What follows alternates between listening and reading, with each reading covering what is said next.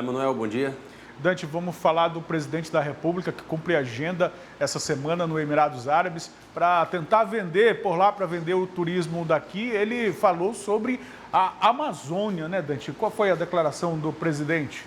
Trouxe mais uma declaração polêmica a respeito da Amazônia, Emanuel, falando que a Amazônia hoje ainda é a mesma de 1500, né? Dizendo que a nossa floresta aqui, que faz parte aqui do nosso estado, aqui do nosso Amazonas, não pega fogo porque é uma floresta úmida, né? Essa declaração trouxe muita repercussão. A gente pode acompanhar esse trechinho do que ele falou e depois a gente comenta um pouquinho mais. Nós queremos que os senhores conheçam o Brasil de fato. E uma viagem, um passeio pela Amazônia é algo fantástico. Até para que os senhores vejam que a nossa Amazônia, por ser uma floresta úmida, não pega fogo. Que os senhores vejam realmente o que ela tem. Com toda certeza, uma viagem inesquecível. Além de turismo, conhecer aqui o que seria um paraíso aqui na Terra. A Amazônia é um patrimônio. A Amazônia é brasileira. E vocês lá comprovarão isso e trarão realmente uma imagem que condiz com a realidade. Os ataques que o Brasil sofre quando se fala em Amazônia não são justos.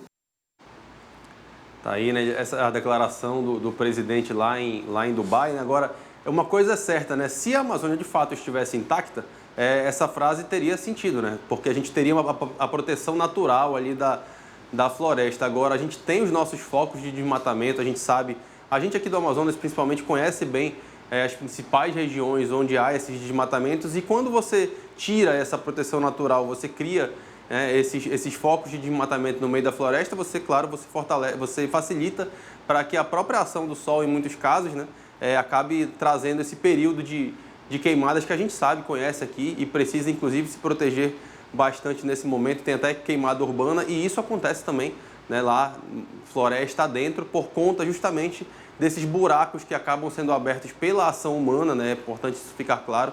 A ação humana, quando destrói a parte aí desse nosso mioma, ela acaba trazendo todos esses reflexos, né? A natureza cobra aí o seu preço. A gente tem hoje aí mais de 20% da área natural, né, da Amazônia, daquela que seria original, desmatada. A gente tem 18% dela somente aqui no Amazonas. A gente tem um desmatamento constante e aí acaba virando um contrassenso, porque na COP, né, na Conferência do Clima lá da ONU, o Brasil apresentou uma proposta, aí, uma ideia, um plano muito interessante do ponto de vista, né, ambiental, que é você brecar o desmatamento até 2030, né, é um plano positivo, passou uma mensagem positiva, inclusive, do próprio governo federal para os participantes lá, mas para você atingir essa meta, você precisa reconhecer, né, que há um desmatamento, que há uma ação humana e que essa ação humana gera uma série de reflexos, né? A gente tem o aquecimento hoje da Terra mesmo traz, fica facilitado por todo esse impacto. Aí a gente está vendo algumas imagens, aí a gente sabe aqui do Amazonas, por exemplo, que o nosso sul do Amazonas é uma área de muito desmatamento, né? E quanto mais desmatamento você tem, de novo, mais você favorece que aquele nosso período de calor traga mais queimadas aqui para a nossa terra. Então a gente precisa alinhar, né, o discurso com a prática, fortalecer a fiscalização. A gente está num momento que a gente teve um desmatamento recorde em outubro, né? É importante isso ficar claro. Então não dá para tratar as coisas tão a ferro e fogo assim. Se a gente tivesse de fato com a nossa Amazônia intacta desde 1500, como o presidente falou, certamente seria muito mais difícil que a Amazônia pegasse fogo, mas a ação humana, ela é brutal, ela cobra seu preço e a natureza reage a partir daquilo que a gente faz nela. Então, a gente precisa fiscalizar mesmo, fortalecer a nossa estrutura física aí de combate ao desmatamento para poder cumprir essa meta que foi apresentada lá na COP26. Talvez até programa, um planejamento político mesmo, porque a gente tem a situação no sul do estado do Amazonas, nós temos outros estados que estão inseridos na Amazônia brasileira, mas com uma proposta, com uma política de desenvolvimento diferente da política do estado do Amazonas, porque aqui tem uma zona franca, em outros estados não tem, e a exploração dos recursos naturais é feita de uma outra maneira, em uma outra escala, e isso provoca impactos. Talvez tenha sido mais uma fala mal colocada do presidente diante de todo esse contexto. É uma fala mal colocada num contexto histórico, né, de matar. A gente não está aqui falando